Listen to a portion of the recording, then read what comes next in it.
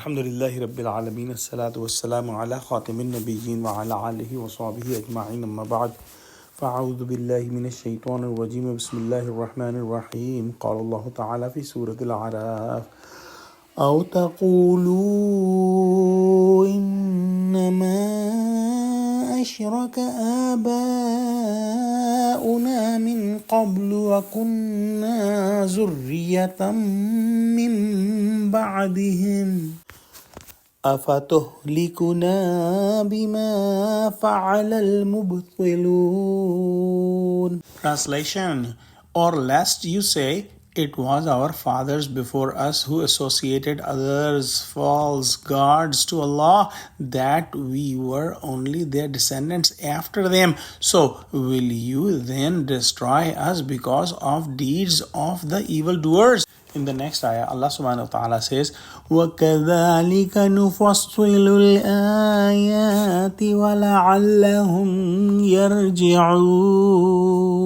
Translation: And thus do we elaborate our verses in detail so that they may return to right way. In the previous ayah, we studied about the covenant of Allah, the Ahd Allah, when Allah subhanahu wa ta'ala took the covenant from all the souls of the whole humanity, and all the souls of the whole humanity said that, yes, O Allah, you are our Rabb.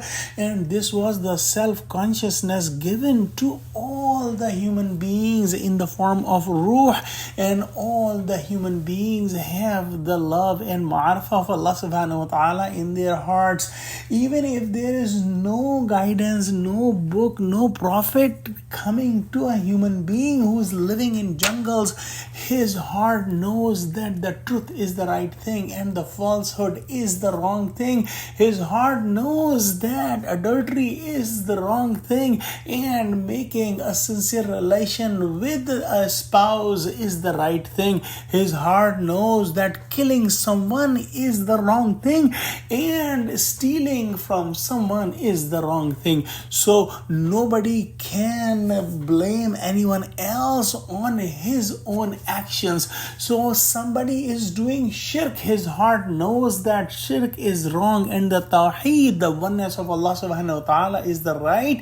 And the human does all these sins and all these crimes just to get the worldly benefit. That worldly benefit could be a simple thing like just following their parents and making their parents happy, or it could be other worldly gains like money and fame and whatnot.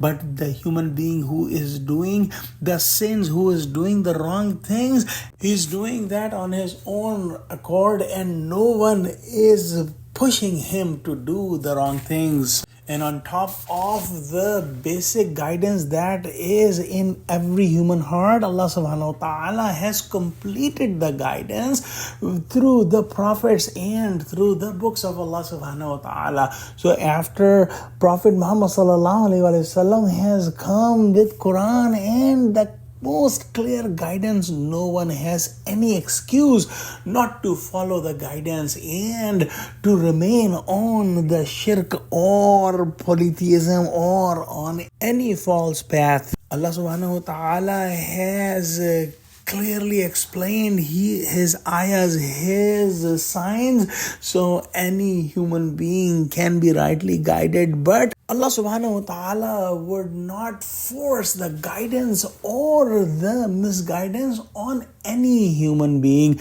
The human's attitude, his own attitude, will decide that whether he wants to be guided or he wants to be astray. And Allah subhanahu wa ta'ala has given every human a chance to get on the straight path or to get on the crooked path. Let's pray that Allah subhanahu wa ta'ala give us true understanding of Quran, connect us with the truthful people, and help us listen to the testimony of our heart, the testimony of truth, and follow it. Ameen.